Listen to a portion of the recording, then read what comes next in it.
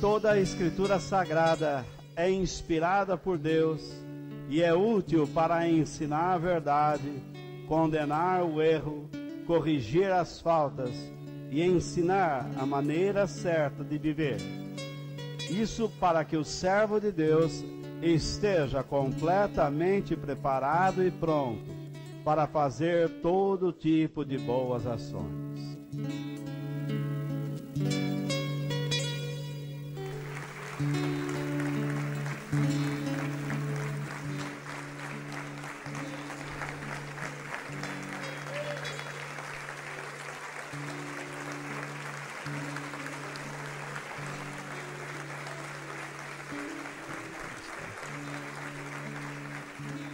Qual é o plano ou a vontade de Deus para a minha vida? Qual é o plano ou a vontade de Deus para a minha vida? Esta é a 20ª semana. Hoje, que eu siga Jesus pelos motivos corretos. Como eu disse a você, visitante, e digo a todos, eu não vou lhes prometer nada. Eu não vou dizer que Deus fará isso ou aquilo para você. Em termos de coisas terrenas, familiares, mas eu posso lhes garantir que Deus pode lhes dar vida, uma vida poderosa e um caminho seguro, e as orientações e princípios que podem reger uma vida mais elevada, consciente e aprovada por Deus, uma vida digna. Jesus disse em Mateus capítulo 16, versículos 24 e 25, são 2 versículos apenas, mas o conteúdo que está neles é impactante, verdadeiro, primeiro porque sai da boca do nosso Senhor, e em segundo lugar, porque eles mostram quem realmente é um seguidor de Jesus. E Jesus disse aos discípulos: se alguém quer ser meu seguidor, eu estou lendo na Nova Tradução da Linguagem de hoje, por ser uma tradução mais fácil, não porque seja a melhor, mas porque é mais fácil de entender. Se alguém quer ser meu seguidor, esqueça os seus próprios interesses, esteja pronto para morrer como eu vou morrer, e me acompanhe. Pois quem põe os seus próprios interesses em primeiro lugar, nunca terá a vida verdadeira. Mas quem esquece a si mesmo por minha causa, terá a vida verdadeira. Por meio desta meditação, eu gostaria de mostrar a vocês que aqueles que abraçam, aqueles que aceitam, que ingressam no cristianismo, devem entender que é a vontade de Deus que aprendam a carregar sua cruz, ou seja, que aprendam a negarem a si próprios e que sigam a Jesus como discípulos até que Ele volte, quando buscará a sua igreja e a conduzirá à eternidade. Mas vamos nos situar.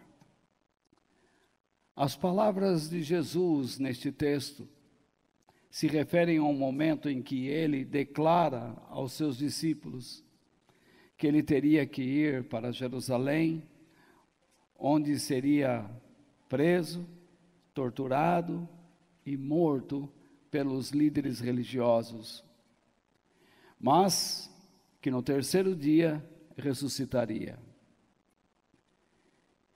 Então, Pedro, que todos nós sabemos, que se tornou o apóstolo Pedro, mas na época um discípulo, um aluno, um aprendiz, um assistente de Jesus, o censurou fortemente, dizendo: não fique dizendo essas coisas, isso jamais irá acontecer com o Senhor, nós não vamos deixar que isso aconteça.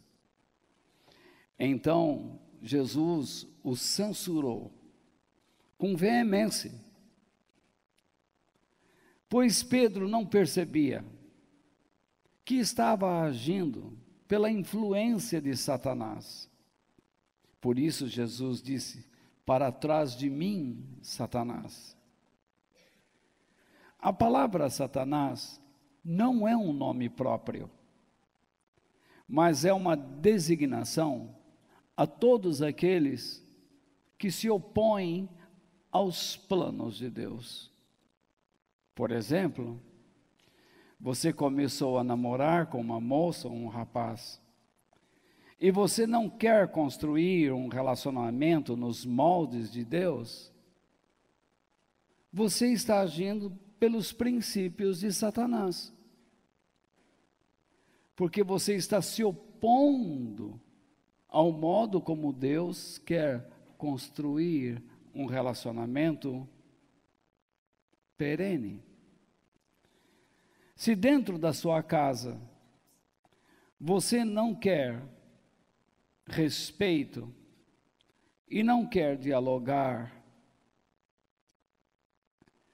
se você não quer enxergar determinadas coisas que trarão harmonia dentro do seu lar, mas você quer prevalecer nas suas vontades e não quer que Deus trabalhe no seu coração para benefício da sua família, você acaba agindo pelos princípios de Satanás, como um inimigo de Deus e dos seus planos.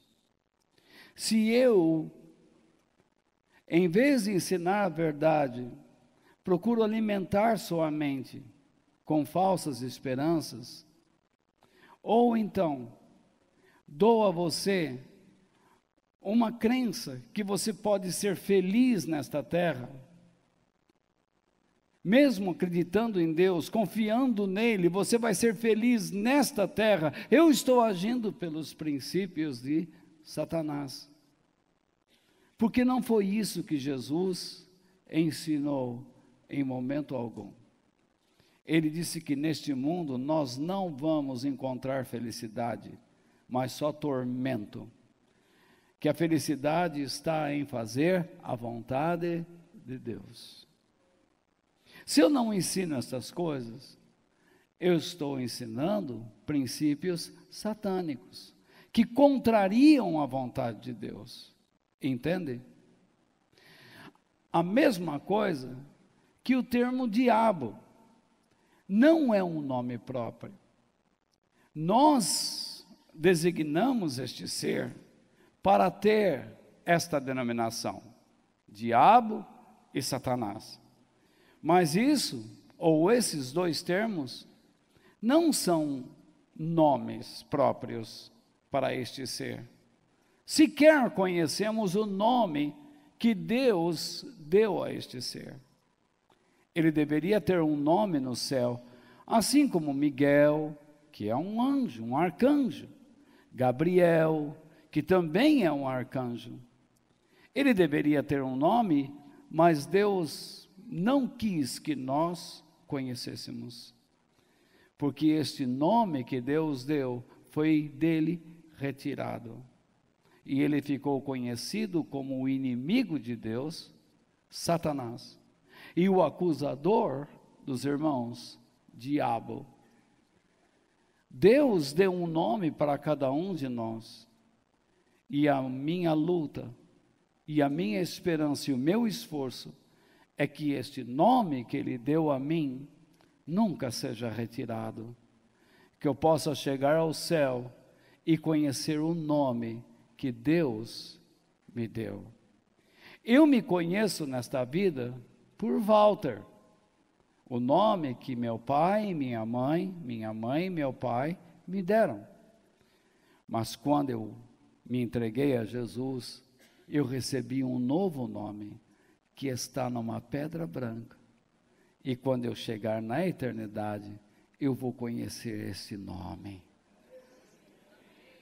E você também vai conhecer o nome pelo qual Deus te chama, que você não conhece, que você só o conhecerá lá, na presença do Santo, Altíssimo, Todo-Poderoso.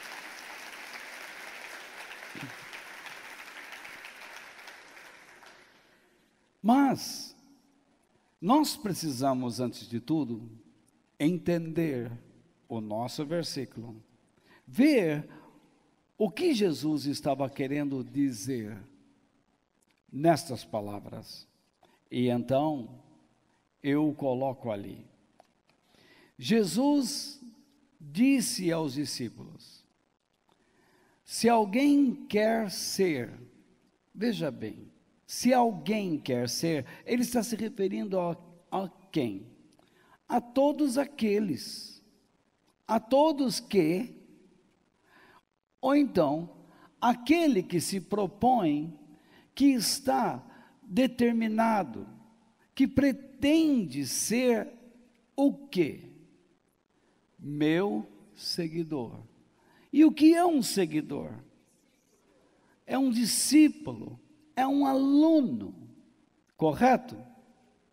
Então, a este que deseja ser um discípulo, um aluno, o que ele deve fazer?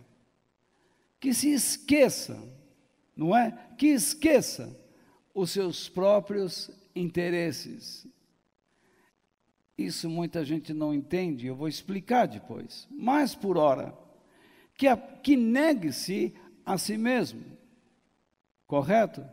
Que não coloque a sua vontade ou paixões acima da vontade divina. É isso. Então, um discípulo é uma pessoa que precisa aprender a negar a si próprio, para não colocar suas paixões ou vontades acima da vontade divina. Mas tem mais, que esteja pronto para morrer. O que significa isso? Que ele tome a sua cruz e esteja preparado para morrer para si mesmo. Nós vamos entender melhor. Como eu vou morrer? E então, que esta pessoa me acompanhe. Como? Como me acompanhe? Uma vez tomada a decisão de viver pela vida de Deus, quem quiser ser, lembra no início? Quem toma a decisão, então, uma vez tomada a decisão de viver pela vida de Deus, junte-se a mim como um discípulo, um aluno, e mantenha-se sempre comigo, mesmo depois da minha morte, porque Jesus disse: eu vou morrer. E então me acompanhe. Vocês precisam morrer como eu vou morrer. E então me acompanhe como discípulo. E então Jesus diz no verso 25: pois quem põe os seus próprios interesses em primeiro lugar, isto é, quem coloca os seus princípios, valores e vontades pessoais acima das orientações e princípios divinos, nunca terá a vida verdadeira, isto é, nunca perceberá, nunca descobrirá e nunca experimentará a vida completa que Deus dá à alma, à mente. Mas quem esquece a si mesmo, quem permite, isto é, quem permite que Deus tome o primeiro lugar em sua vida, quem estiver disposto a se submeter à sua direção por minha causa, terá a vida verdadeira, a vida completa. Por que vida completa? Porque a vida com Deus se define em 2 estágios. Primeiro aqui e depois lá. O ápice desta vida se completa na eternidade e não aqui. Jesus então deixa claro que aqueles que estavam com ele e os que ainda iriam estar, que tomariam uma decisão de estar com ele, deveriam conhecer os deveres, deveriam observar os deveres que ele está apresentando, que são obrigações. Aquele que deseja ir para Cristo deve aprender a ser discípulo, deve aprender a negar a si próprio e deve ter como motivação para essas coisas alcançar a vida eterna. Então esta pessoa deve entender o que é ser discípulo, o que é ou o que significa tomar sua cruz para segui-lo. E deve entender o que de fato é essa tal chamada vida eterna. Por que você quer ser um seguidor de Jesus Cristo? Esta é a pergunta inicial. Por que você quer ser um seguidor de Jesus Cristo? Alguns porque querem ir para o céu. Outros não querem ser lançados no inferno. Outros resolvem seguir Jesus porque estão sofrendo com terceiros. É o marido, é o filho, é o pai, é a mãe. É um amigo, é um colega. É alguém com quem eu tenho uma amizade mais íntima, mais profunda. E agora está me fazendo sofrer. Desconheço a atitude desta pessoa. Está afetando a minha área psicológica, a minha mente. E eu não estou conseguindo me equilibrar nessa situação. Jesus, eu vou te seguir para o Senhor dar um jeito nisso aí. Outros então estão buscando uma solução para uma questão circunstancial. A vida parece que virou de perna para o ar. Então, eu preciso de um milagre. Esses são motivos injustos e ilegítimos de alguém que está com Jesus? Claro que não. Quem está com Cristo tem toda a liberdade para orar e pedir que Deus lhes dê respostas.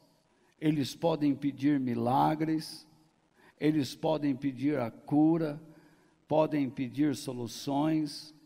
Não é ilegítimo pedir estas coisas a Deus, mas saibam que seguir Jesus por causa, tendo como motivação essas coisas, então isso nunca trará sustentação, fundamento à sua fé. Aqueles que dizem, eu tenho fé em Jesus para receber tudo o que quero, mentira, não tem, não.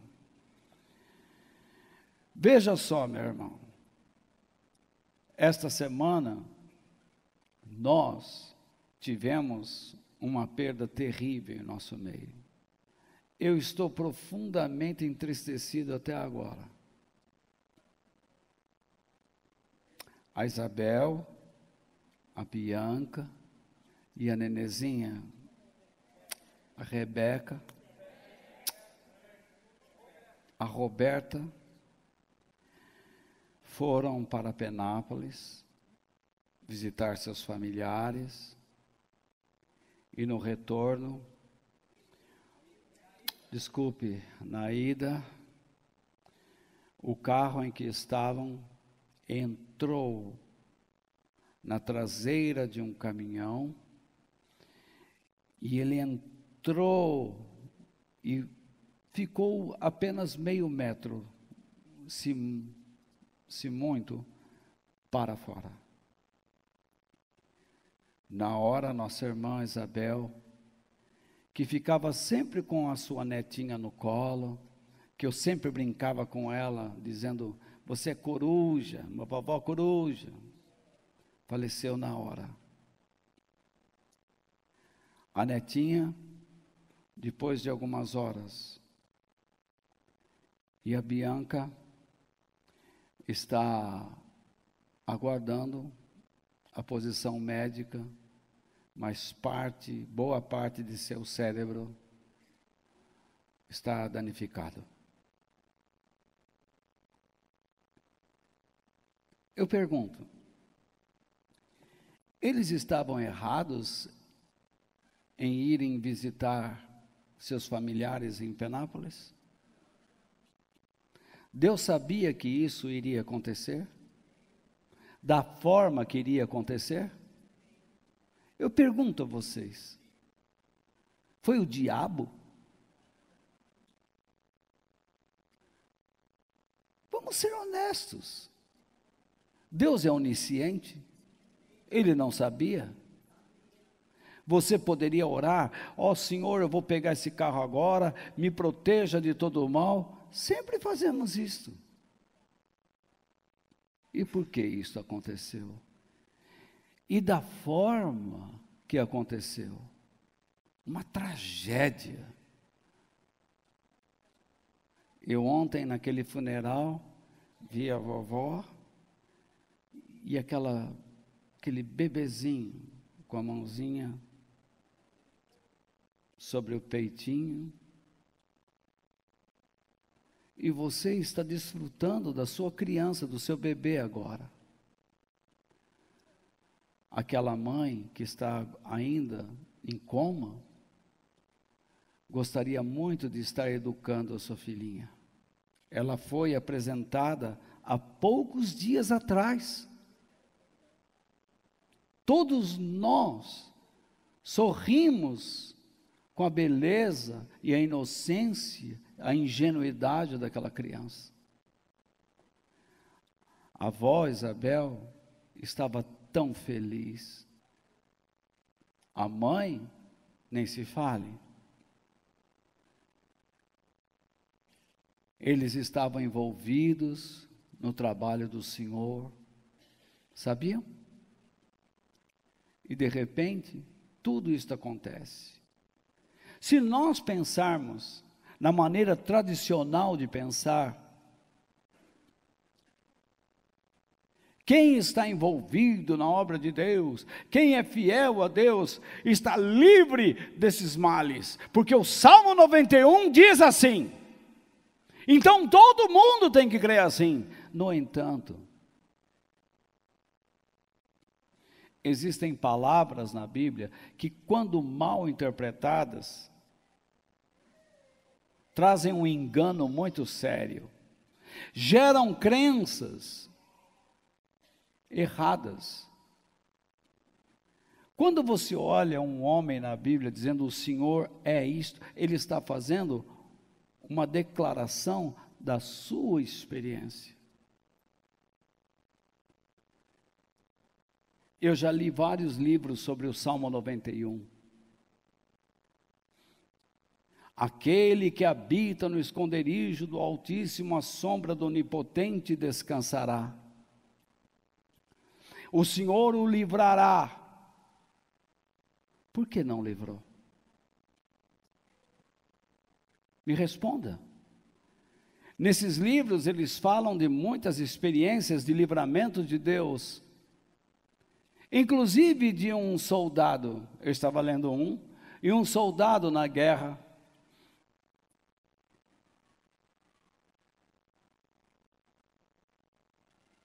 foi-lhe dada a oportunidade de escolher qual dos caminhões ele deveria guiar. Um tinha a direção do lado direito e o outro do lado esquerdo. Então ele escolheu do lado esquerdo, por estar mais familiarizado. E quando eles saíram, receberam uma bala que atravessou o para-brisa direito. E se ele estivesse lá, ia acertar a vida dele. Mas acertou o outro. Quer dizer, então ele diz, Deus me protegeu. Amém? E o outro não? Ah, mas o outro não é de Deus. Gente, é assim que nós pensamos. Eu estava um dia em Oklahoma e um tornado gigantesco vinha em nossa direção. Já contei essa história a vocês.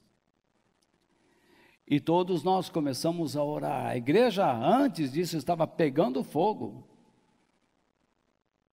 Todo mundo dançando e pulando e dizendo aleluia, glória a Deus. De repente chega a notícia, o tornado está vindo. Todos nós sabíamos que naquele dia poderia ter tornados, porque estava muito calor e as nuvens estavam baixando e formando aquele... Mas formou um tremendo. E ele vinha na nossa direção. Começamos a orar, oh Deus nos livra, não tinha como, não tinha bunker,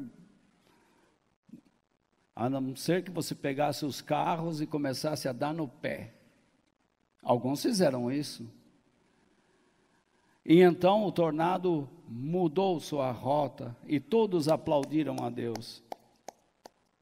Mas quando nós saímos pela porta e andamos pelas ruas, dezenas de casas destruídas, animais mortos, pessoas mortas, pessoas que foram lançadas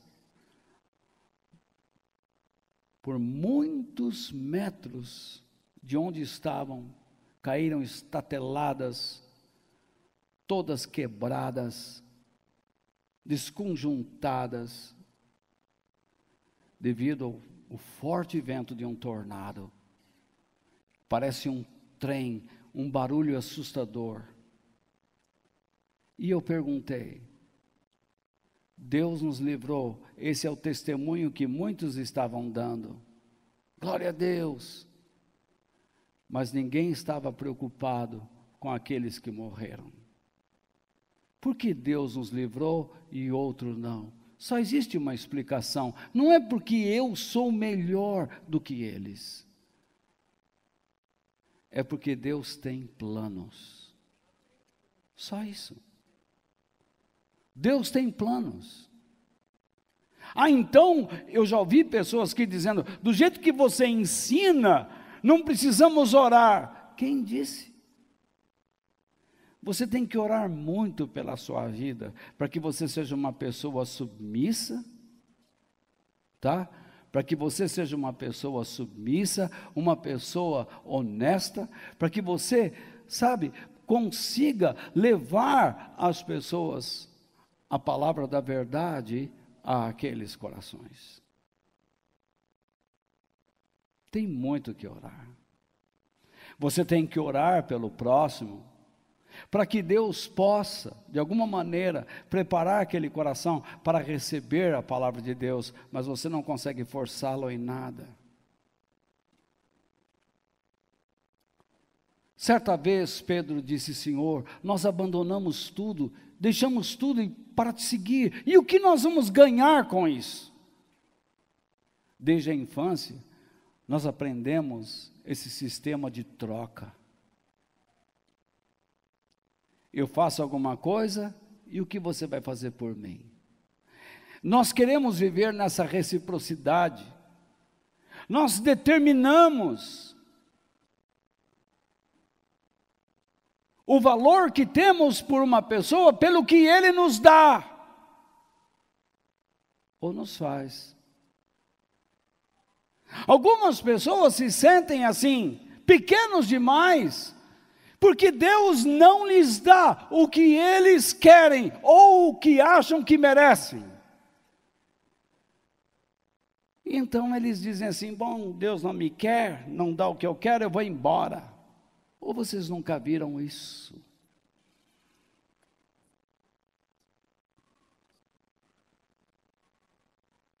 Jesus em nenhum momento nos iludiu com a ideia de que quando nós nos entregamos a Ele e fazemos a sua vontade, entramos num sistema de troca, ou troca de favores, como costumamos chamar.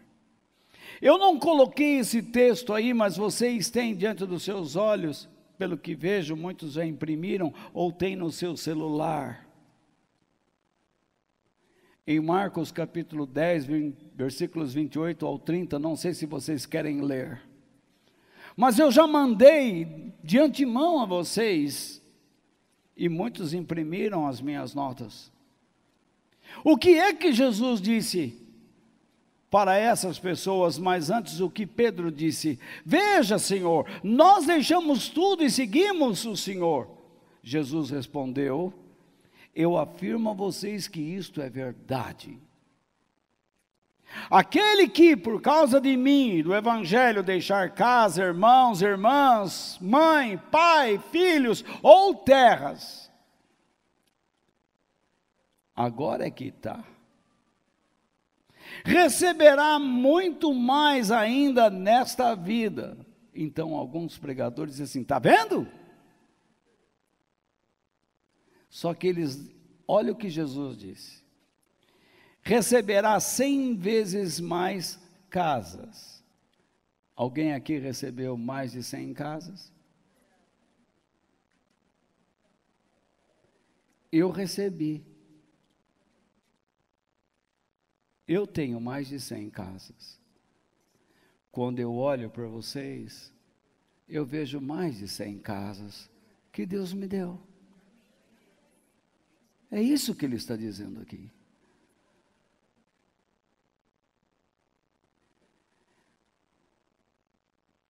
Cem vezes mais irmãos, irmãs, mães. Tem algumas senhoras aqui que me abraça, me beija, me tarraca. Porque se transformaram como mães, me querem bem, sentem carinho por mim. E irmãos também, me abraçam, beijam, eu os beijo, porque nos sentimos íntimos, amigos, de fato. Filhos, quantos filhos eu não consegui? Às vezes eu vejo uma criança passando lá, fala assim: e aí, Walter? Pequenininho. E aí, Walter? Aponta o dedo positivo. Tem alguns que nem sabem fazer o o high five direito, sabe o que é o toque, né? Volta. Quer fazer. Terras. Quantos lugares que eu conheci, onde eu levei a palavra de Deus, lugares pobres, ricos. Mas algumas pessoas esquecem, desses 100 vezes mais, Jesus também inclui uma coisa que nós não gostamos: perseguições. Porque quando você obedece a Deus, quando você se transforma em um discípulo de Cristo, você vai sofrer perseguições, lutas, ódio. Mas Jesus faz um ponto final na sua fala, inicia e reinicia, dizendo: e no futuro receberá. Aí já não existe quantidade, existe uma característica e qualidade. E receberá no futuro a vida eterna. Isto é, o auge da vida, a vida completa, ou a vida abundante que ele falou. Por que você segue Jesus? Porque você acha que ele vai dar a você tudo que você quer? Pensa bem, você não deve seguir Jesus tendo essa crença como motivação. Se você é uma pessoa que não gosta de pensar, não gosta de raciocinar, com certeza você terá pensamentos malucos. Você já viu uma pessoa ilógica? Ela não consegue resolver uma tremenda conta de 1 vezes 1. Ela não entende como 1 vezes 1 é 1. Imagine o raciocínio de 1 vezes 0 igual a 0.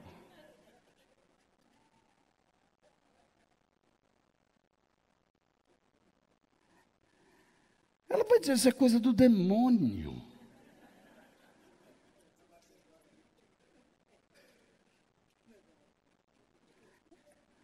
O problema é que algumas pessoas não gostam de queimar neurônios.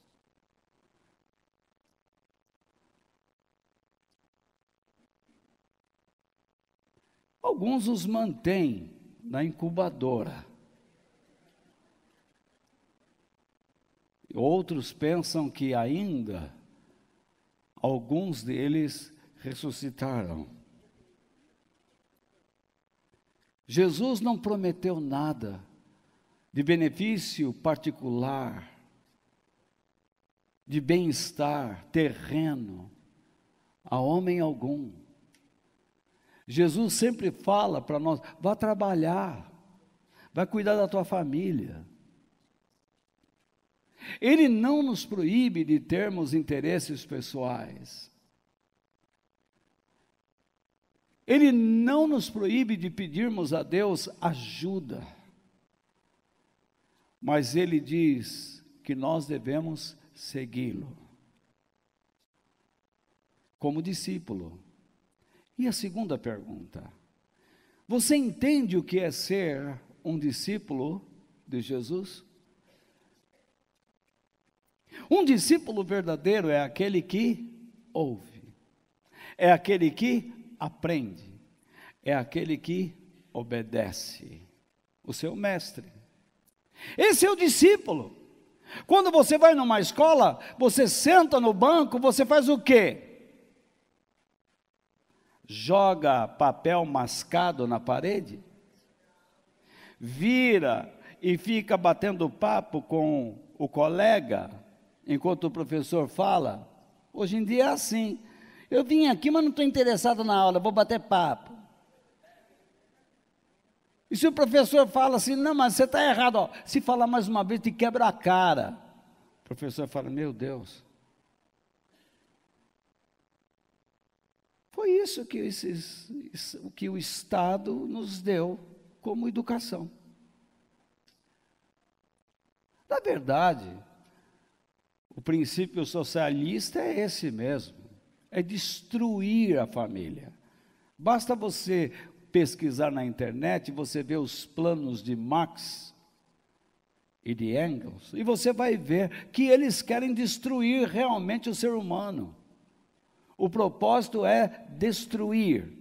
Se possível, use a força para implantar o socialismo, que é a portinha, o caminho para o comunismo.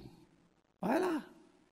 A destruição de Deus, da família, dos bons costumes, porque o que importa é o sistema dominando, é o poder, e aqueles que estão lá no poder. Deus não age dessa maneira.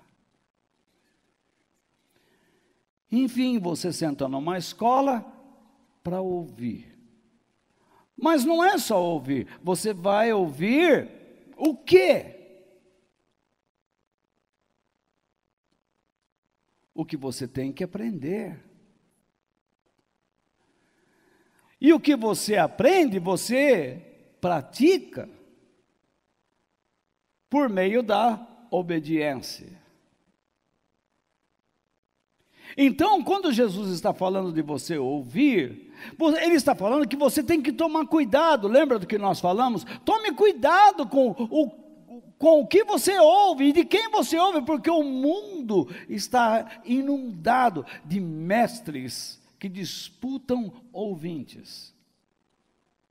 E eles farão qualquer coisa para encher o auditório onde eles estão de pessoas para ouvi-los. Mas eles nunca farão essas pessoas seguirem a Jesus, porque eles não estão interessados em transformá-los em aprendizes, em discípulos, em alunos. Eles querem que as pessoas os escutem apenas. Por isso que Jesus explica que escutar não é suficiente, é necessário aprender. E o que nós aprendemos de Jesus não deve nos causar esperança terrena, mas um impacto espiritual e moral.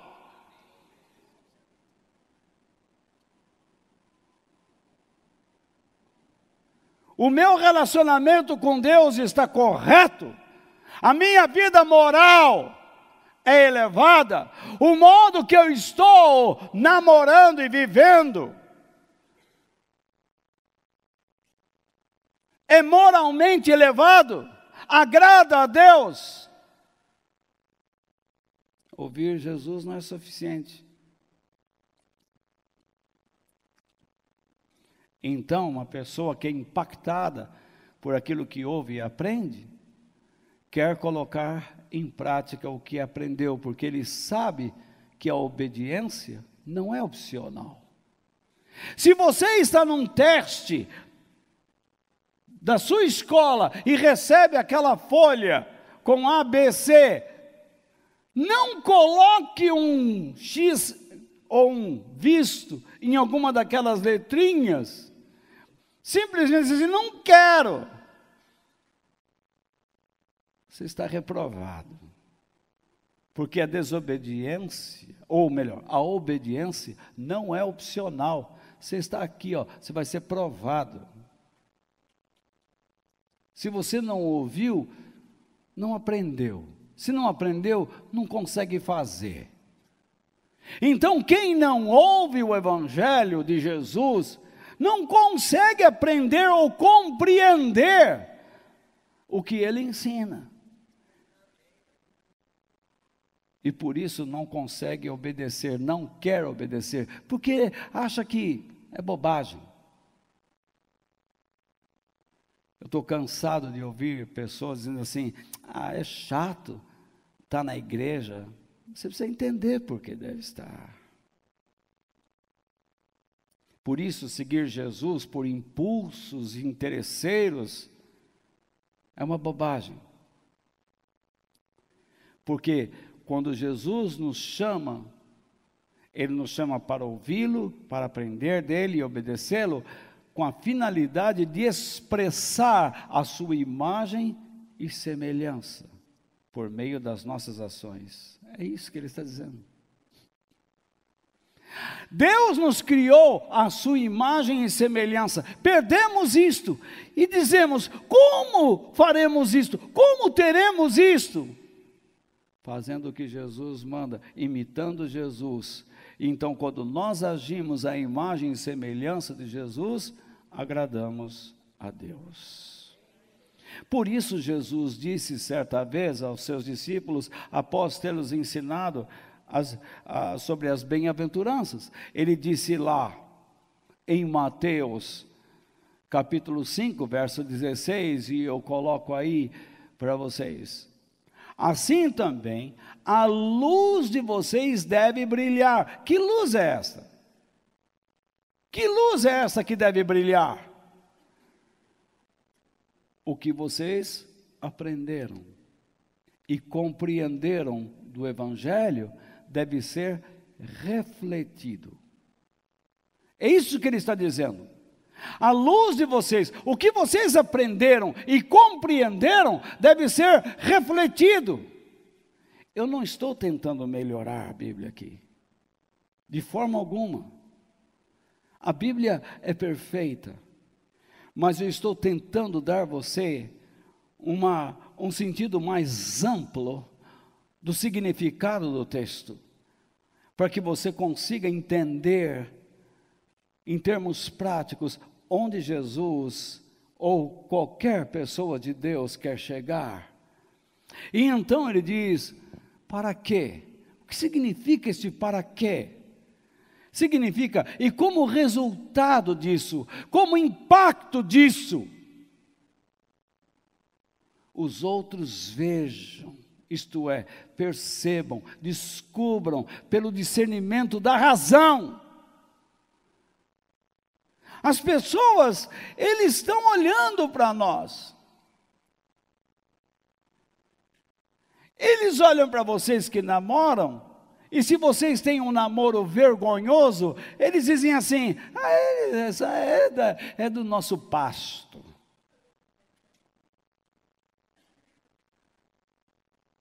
Eu já ouvi pessoas dizendo assim: Walter, algumas pessoas na escola dizem: como é que vocês conseguem namorar dessa maneira e serem um casal feliz? Vocês não têm vontade? Temos. Mas por que não faz? Porque não convém. Isso vai estragar o nosso relacionamento. Mas como?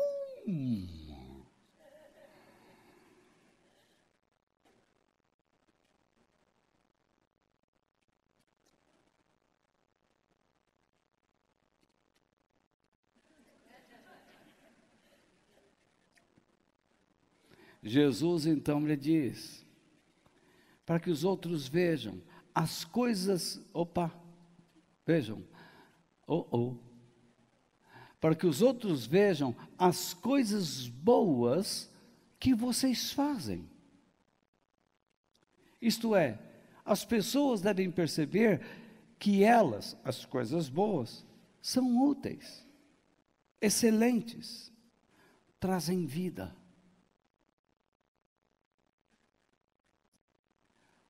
Imagine que você está vindo para cá, e então alguém diz assim: para onde você vai? Vou lá para a igreja agora. Nossa! Hein? As pessoas dizem assim: onde é que você vai? Vou lá para a igreja, agora minha mulher vai, então eu vou atrás, porque sabe, é melhor eu ir do que depois ficar ouvindo até amanhã, segunda-feira. Até de madrugada, 2 horas, 3 horas da manhã, ela fica lá falando: não foi para a igreja, não foi para a igreja, não foi para a igreja, não foi para a igreja, não foi para a igreja, não foi para a igreja. Então é melhor eu ir, vou lá, durmo lá um pouco, lá, isso vai.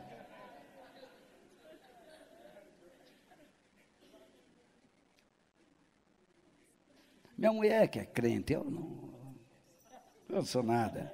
Para mim qualquer caminho serve, para mim ter uma religião tá bom, eu já tenho a minha.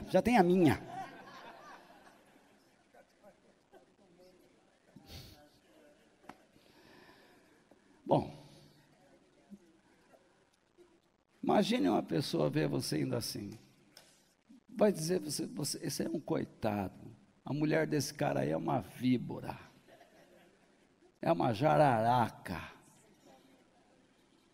Essa mulher deve ser uma sucuri. Porque se ele bobear, ela enrola, dá uma mordida nele.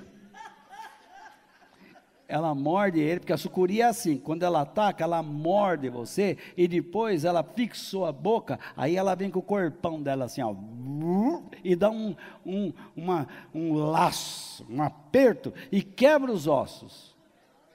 E dependendo do seu tamanho, ela te engole. Eu lembro muito bem que nós tivemos casos de gente que foi tirada do interior da sucuri.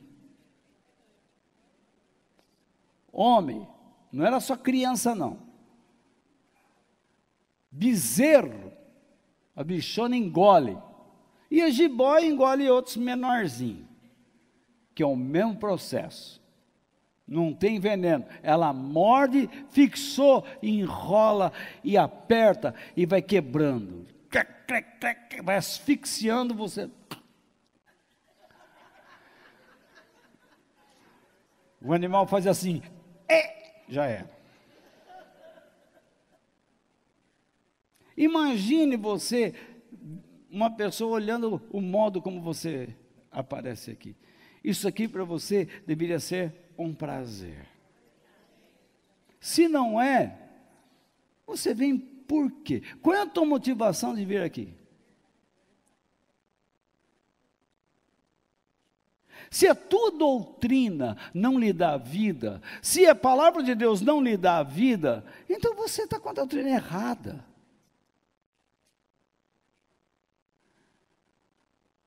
Se você precisa ficar debaixo de uma pressão desgraçada, eu preciso acreditar, você está no inferno. O que Deus chama você para se relacionar com Ele, e Ele sabe a nossa fragilidade, Ele conhece, cabe a nós aprendermos. Eu quero fazer a vontade de Deus. Imagine eu chegando aqui e falando, bom irmãos, paz do Senhor Jesus, vocês aí, bem, quem quiser aceitar, aceita, quem não quiser, não aceita. A paz não é minha mesmo, vá para o meio dos infernos. Então, eu vim aqui para falar de Jesus, também vou falar do diabo também. Vou falar dos infernos, do céu, vou falar de tudo, da peste boa, da peste ruim. Eu também quero que, sabe, bom. Não vou nem definir nada, estou aqui, já briguei com a mulher, já dei um chute no cachorro, já mandei ele contra a parede, bati a testa na porta, ralei o braço. Então, estou aqui, para a glória de Deus. Como é que vocês vão me receber, gente?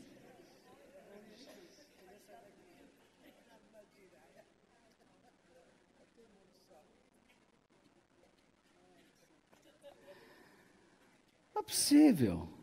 Você chega lá amanhã no seu trabalho. Olha, bom dia pessoal, bom dia. Mais uma semana essa geringonça, hein? O chefe está aí? Não? Tomara que ele bata o carro. Tomara que a mulher dele fica doente. Que ela perca todos os dentes da frente, assim, ó. Tomara que ela fique lá. Então, sabe, como é que pode? Foi Deus que deu a vocês aquilo lá?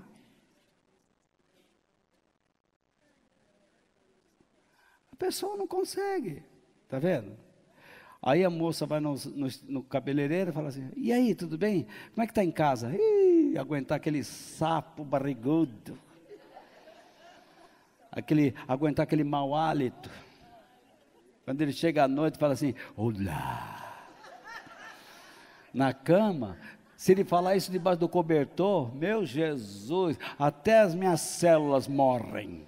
A minha epiderme, a minha epiderme fica assim, toda ouriçada, porque não aguenta a baforada. Coisa terrível. Imagine a pessoa ouvindo você falando mal, sem motivo. E a mesma coisa o homem. Chega lá no bar, de manhã tomar café antes do trabalho. Tudo bom? Vamos tomar um cafezinho, vamos lá, vamos lá. E aí? Como é que está lá? A dona da pensão? Aquela cobra? O veneno sai até para as axilas. Quando ela me abraça, sou envenenado. Sai tudo quanto é uma desgrama. Maldita hora que eu casei, viu? Você vê, tudo isso, eu estou brincando assim, mas é isso que acontece.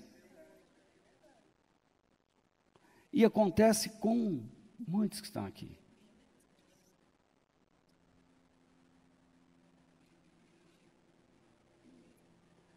Então, nós não somos chamados para esse tipo de coisa. Nós somos chamados para sermos verdadeiros. Nós somos chamados para fazermos a vontade de Deus, para que as pessoas vejam e louvem, isto é, confiram a Deus o que? Honras. Reconheçam o seu valor, sua grandeza, o seu esplendor. É isso que Deus espera. Com aquilo que nós fazemos, com aquilo que refletimos. Eles confiram honra ao Pai, nosso Pai que está no céu. Posso continuar mais um pouco?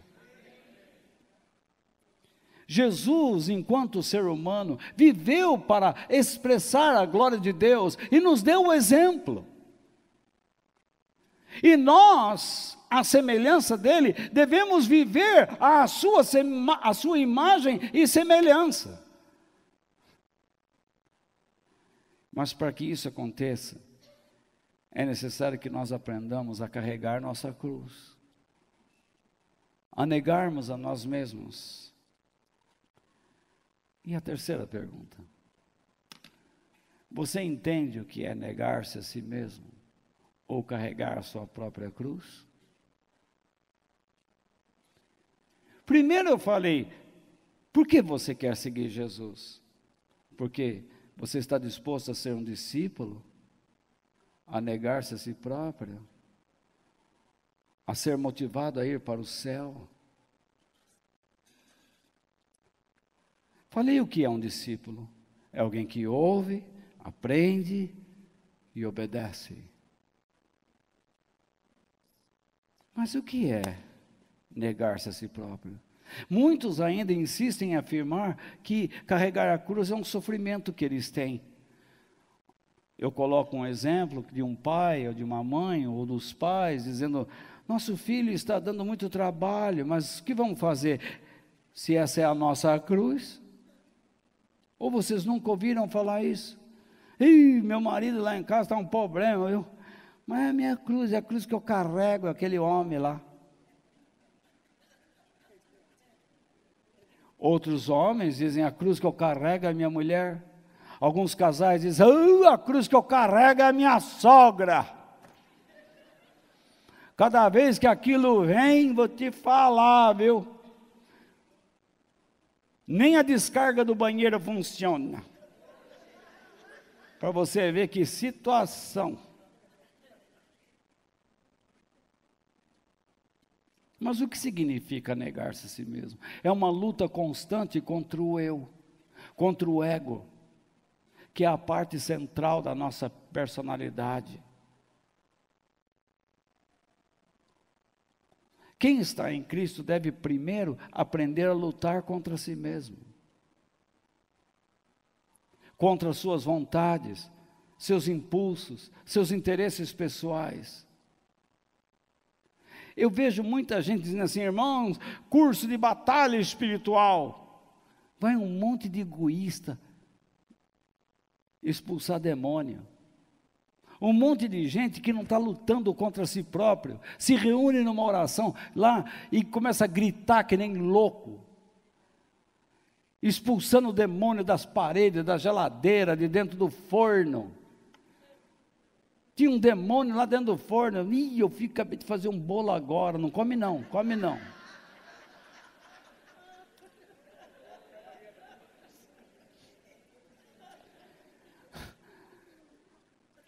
O cristão, como discípulo, ouve o seu mestre, aprende dele, e pela compreensão dos altos valores e princípios que lhe são revelados pelo Evangelho, ele procura praticar o que aprende, para impactar as outras pessoas da mesma maneira que ele foi impactado. Voltando ao assunto, o filho rebelde é uma cruz? Não, ele não é uma cruz. Ele é um meio que Deus está permitindo dentro dessa casa para forjar, para trabalhar o coração ou as atitudes, a personalidade dos pais. Às vezes nós aprendemos que Deus usa o próprio mal para que nós aprendamos a fazer o bem. Deus permite que pessoas más cruzem o nosso caminho, pessoas que transgridem, passam dos limites, pessoas que nos ferem, para que nós nos tornemos pessoas boas, para que nós enxerguemos a nossa inabilidade, a nossa incapacidade de lidarmos com situações que chegaram a nós. E precisamos ser habilitados, capacitados por Deus para lidar com essa coisa do modo dele. O pai diz: ei, se meu filho rebelde é minha cruz, a vontade que eu tenho é matar esse cara, açoitar ele. Está amaldiçoado, rejeitar esse infeliz. Aquele pai que queria que a filhinha dele, uma menina quase que inocente, durante 6 meses ela escreveu um diário do que passou com seus pais, que obrigavam essa menina a jejuar, a não comer, a não beber água, e ela morreu. Onde é que esse cara aprendeu isso? Na igreja. Porque a pessoa, o pastor deve ter ensinado: esse demônio não sai a não ser com jejum e oração. E as pessoas leem esse texto e não sabem explicar. E chega para um filho inocente e fala: você vai jejuar? Pai, eu não aguento. Vai para o quarto, tranca a porta, tranca a criança lá dentro e não deixa ele comer e beber. Quanto tempo você acha que essa criança vai suportar? Quando você ofende uma pessoa psicologicamente e você fica nesse processo, você vai entristecendo, você está matando essa pessoa.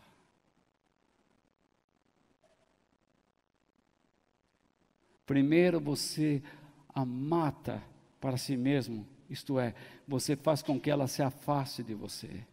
A sua atitude a afasta.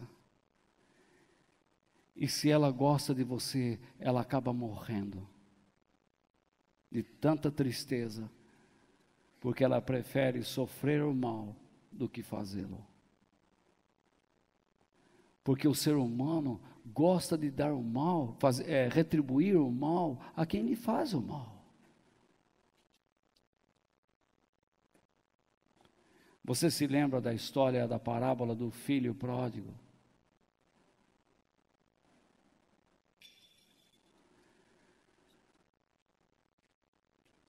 Deus não é contra que você tenha seus interesses. O filho queria sair, o pai deu, tá bom, vai. Você pode fazer o que quiser.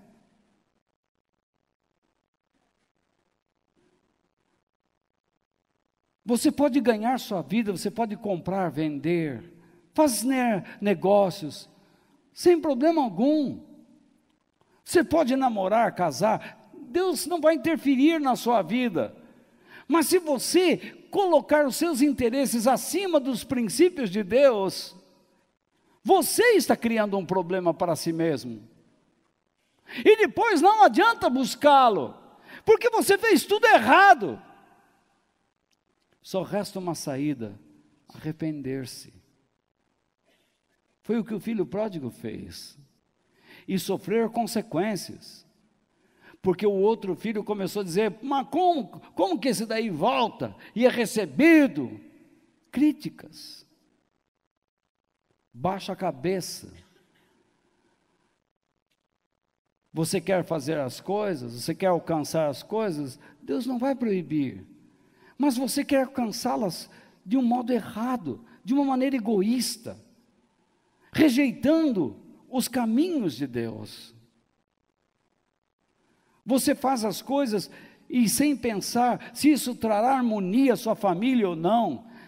Tem algumas pessoas que falam assim: não, eu vou fazer isso aqui porque isso aqui vai trazer recursos. Mas às vezes os recursos não são mais importantes do que a paz, do que a presença, do que o amor.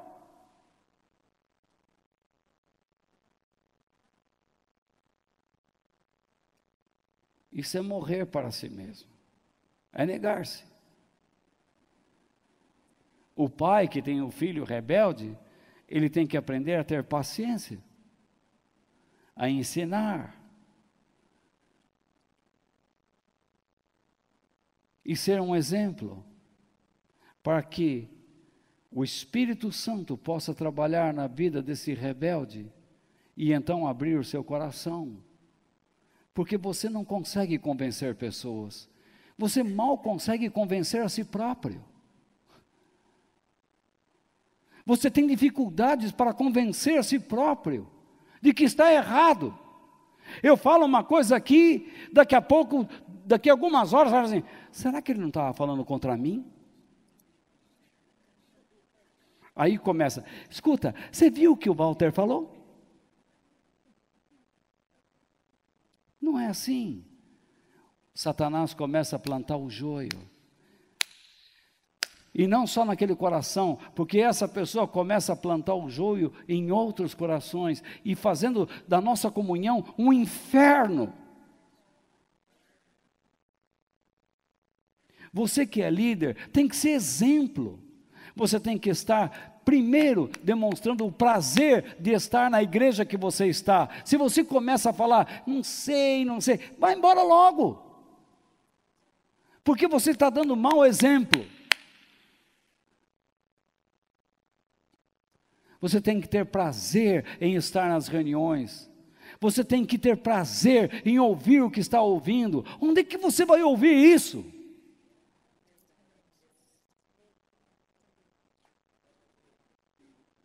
Você não vai ouvir isso. Nesse instante você vai ouvir assim: não, irmão, você tem que ter fé, porque Deus te ama. Eu sei que Deus te ama, eu sei que você tem que ter fé, mas você tem que ter juízo.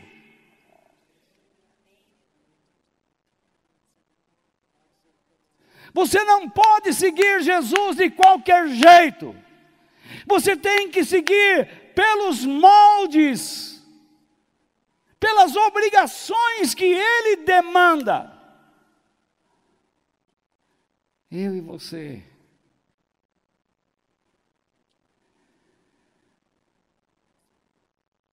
A nossa vida cristã começou com um ato de autorrenúncia. E ela tem que continuar com a renúncia do eu, do ego, do egoísmo. E isso é continuado.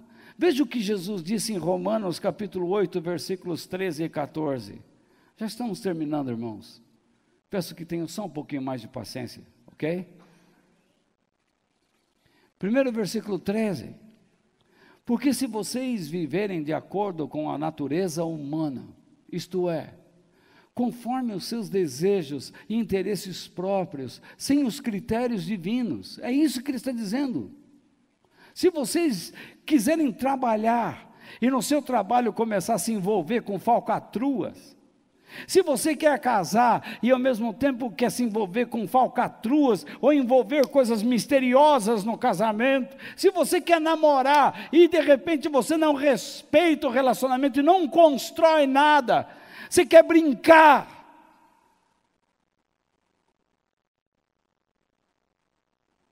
você não tem futuro nenhum. Se eu quero pregar para ganhar dinheiro, se eu quero abrir uma igreja para ganhar dinheiro, o que é comum hoje? Ser pastor, presidente de partido político e mais algumas coisas aí, você fica rico.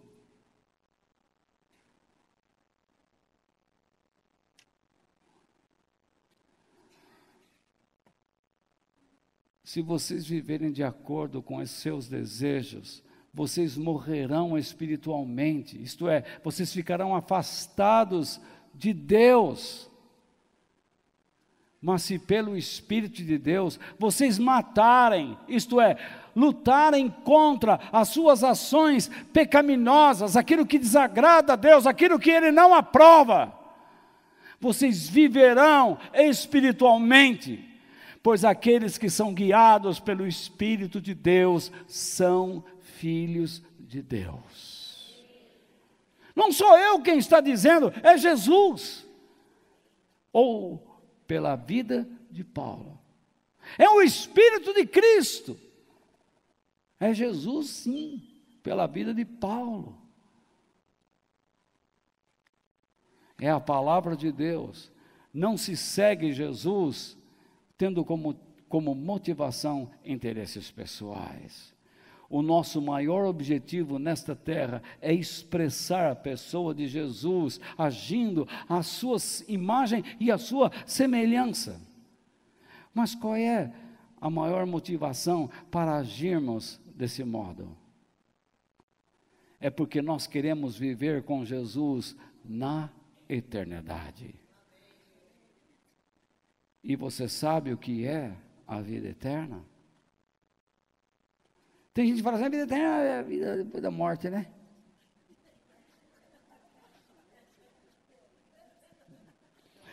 É a vida depois da morte, né? É. Mas é mais um pouquinho que isso. Aqui na terra, a vida eterna é um estilo de vida. É um modo de vida. É um modo de vida que Deus aprova. Mas ela só se tornará abundante, isto é, plena, completa, onde? Na eternidade. Por mais que você agrade a Deus aqui, você não o agrada totalmente.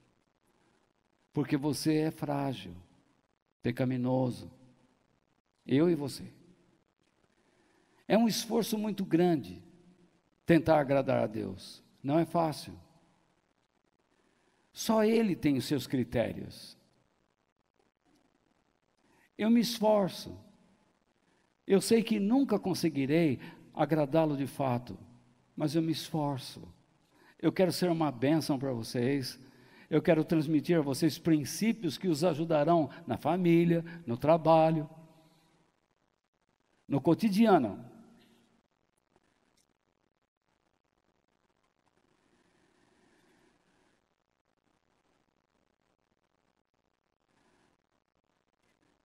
Eu quero que todos nós recebamos de Deus esta vida. Por enquanto, é a vida que agrada a Deus, é a vida eterna. Vida eterna não é uma vida que virá lá na eternidade, é um estilo de vida, é um modo de viver. Tem a vida terrena e tem a vida eterna, a vida celestial, a vida divina, a vida de Deus, que é colocada dentro de nós. Jesus disse uma coisa em João capítulo 10, versículo 10. Repare bem. O ladrão, que não está falando aqui de Satanás, mas do falso mestre, que age pelo princípio de Satanás. Ele é inimigo de Deus, e por isso ele só vem para roubar, matar e destruir.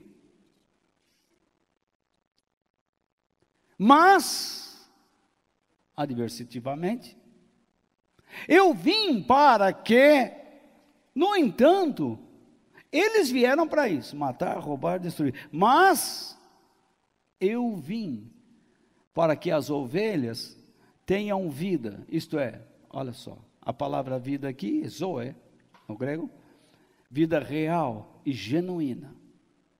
A vida que Deus espera que o homem tenha sobre a terra. A vida real, realidade, consciente. Não é uma vida cheia de encantos, com uma fuselagem reluzente, realista. Você é o que é.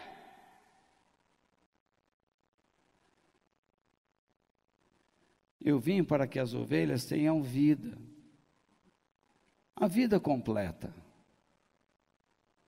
Essa vida, então, ela é real e genuína aqui na terra, mas ela é completa, porque ela é mais extraordinária, mais excelente, superior, incomum, porque ela se completa na eternidade. O que os falsos mestres ensinam? Para vocês e para nós, que você pode ter uma vida abundante neste mundo. Você pega um programa de televisão, eles vão dizer assim: Deus quer que você tenha um carro, um sofá,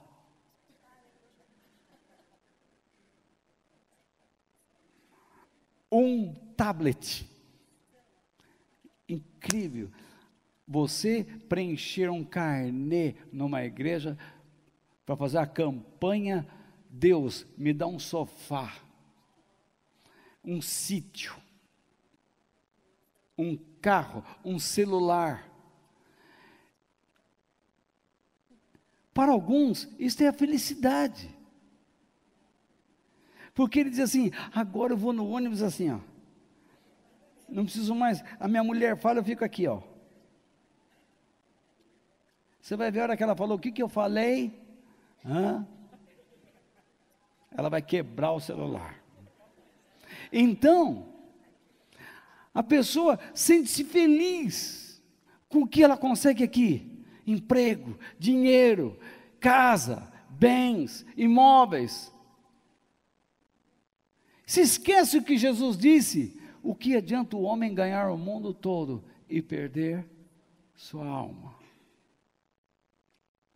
Eu estou falando com quem crê. Muito bem. Jesus, ele não era que nem esses falsos mestres. Ele dizia: no mundo vocês vão ter aflições, transtornos, ódio, perseguições, miséria, inúmeras surpresas. Está aí. Hoje o pai da nossa querida irmã Raquel, jovem, faleceu. A avó do Batatinha está no hospital.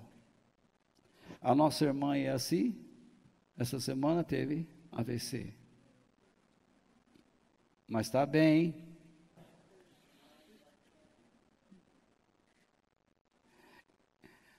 Você vê, alguns estão desfrutando de um momento maravilhoso das suas vidas. Outros, que desfrutavam, não estão. Sabe o que a Bíblia diz? Ela diz assim: olha, vocês que são pobres, sintam-se felizes quando Deus der a vocês riquezas. Vocês que são ricos, sintam-se felizes quando Deus tirar de vocês a riqueza, fazê-los pobres.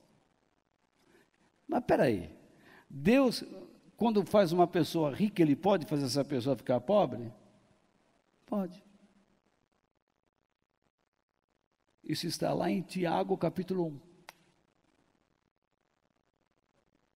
Então como é que esses caras me aparecem na televisão assim: é plano de Deus que você fique rico?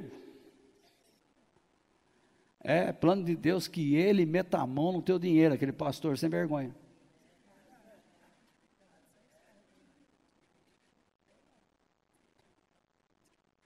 Teve um irmão que chegou aqui para mim e disse assim: Walter, você acredita que eu fui numa igreja assim, antes de vir para cá, eu dei a chave do meu carro, documento para o camarada. E eu não fui atrás, quase que eu peguei de pau. Na época eu não era muito bem convertido, pastor também não, mas que eu fui aqui, eu entrei dentro da igreja, chamei o cara para briga. Porque o cara tinha tomado da mulher, sabe o quê? A escritura da casa. Falei, ou você devolve, eu vou fazer da tua vida um inferno aqui, e vou começar agora, vou te desossar aqui. E pode mandar os seus amiguinhos de calça preta e camisa branca, que vai apanhar um por um aí. E ele deu, porque não presta. Porque não vale nada.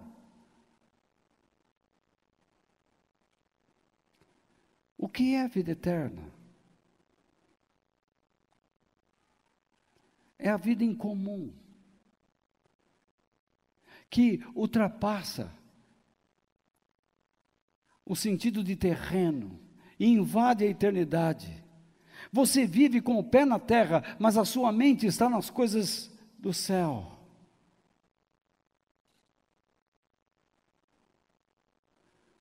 Tudo ao seu redor está caindo. 1000 cairão à tua direita, 10.000 à tua esquerda, mas tu não serás atingido. Por quê?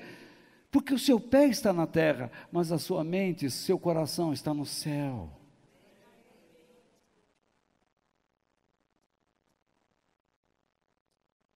O alvo maior da vida eterna. Porque nós falamos assim, lá no céu não haverá mais dor, não haverá mais lágrimas, não haverá mais enfermidade, todo mundo bate palma, aleluia, é lá que eu quero ir. Imagine no céu, não ter mais um problema, não ter mais uma dorzinha, não ter mais problema financeiro, não tem que arrumar emprego. Nem vou ficar velho. É lá que eu quero ir. O alvo maior não é o fato dessas coisas cessarem. O alvo maior é ir para o céu, para termos o próprio Deus, para o conhecermos como Ele é, e conhecermos como Jesus é. Olha como Jesus definiu a vida eterna, em João 17:3, ele disse, e a vida eterna é esta, que eles conheçam a Ti, ó Pai, como o único Deus verdadeiro.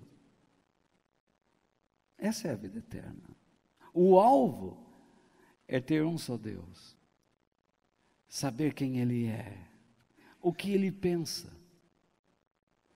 é chegar lá para ter Deus, é tudo o que eu quero, chegar na eternidade, eu estou vendo quem eu queria ver, eu estou vendo como Ele é. Eu me lembro de Isaías, eu estava orando aí desse aí daquele, de repente, eu vi um trono, e vi o que estava sentado no trono, eu disse, ai de mim, os meus olhos viram o Senhor, mas ele não viu Deus como era, ele viu apenas um esplendor. Mas quando você chegar no céu, você vai ver como Ele é, porque o alvo do céu não é o cessar das enfermidades, das dores, o alvo é Deus, é conhecer a Deus como Ele é, e conhecer também Jesus Cristo como Ele é, aquele que foi enviado por Deus. Este é o alvo, tanto aqui como lá. Se você, nesta terra, não tiver Deus como o único Deus, mas se outras coisas ocuparem o lugar dele no teu coração, você não tem vida eterna. Se você não segue Jesus como Ele é, se você coloca outras coisas, se você está seguindo a si próprio e outras coisas, você não tem vida eterna.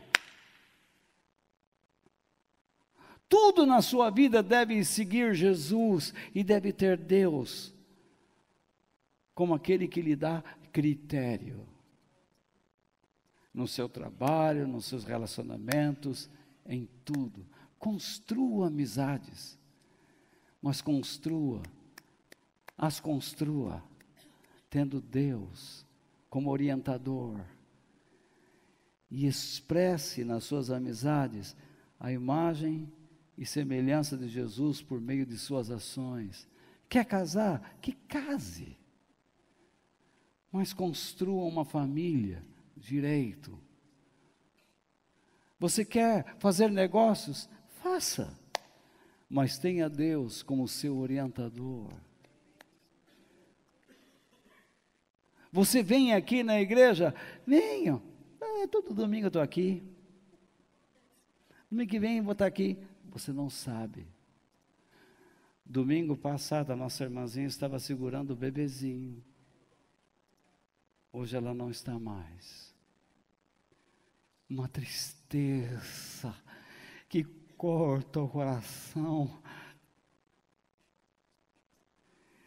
Só Deus pode explicar. Hoje eu estava em casa e a netinha, vovô, vovô. Onde ela vê uma coisa minha, ela diz, vovô.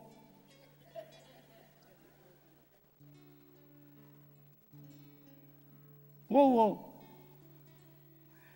Quando eu entrei na porta, ela trouxe uma bonequinha, vovô, neném. Não é lindo? Você imaginou perder isso?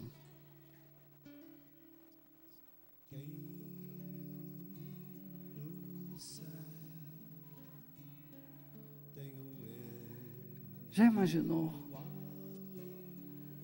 Já imaginou você educar seu filho, ele grande, e de repente você o perde? Vai dizer para essa pessoa, não, Deus afasta você de todo mal. Vai lá.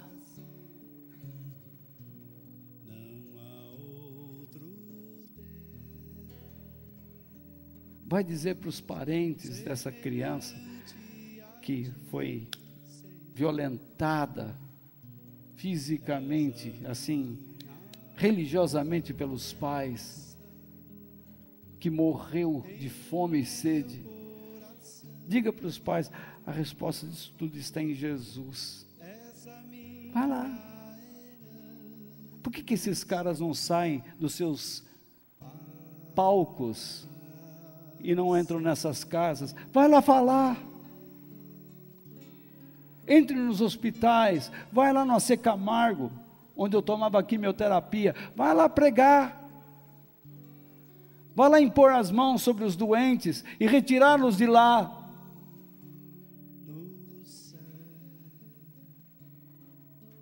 Meu irmão, vai com calma.